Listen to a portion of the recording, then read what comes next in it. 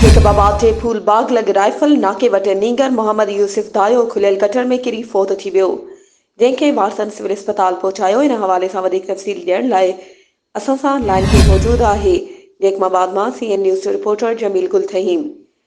जी जमील गुल, वाक़े जे हवाले सां आगाह कजो।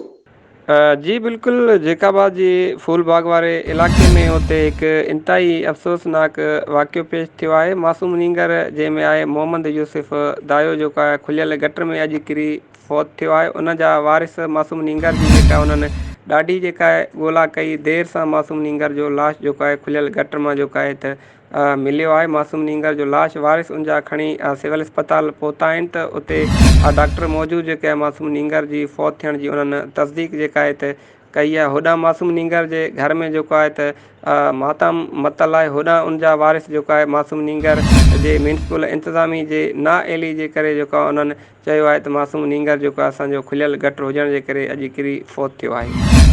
जी महिरबानी जमील गुल, तफ़सीलनि खां आगाह करण जे लाइ।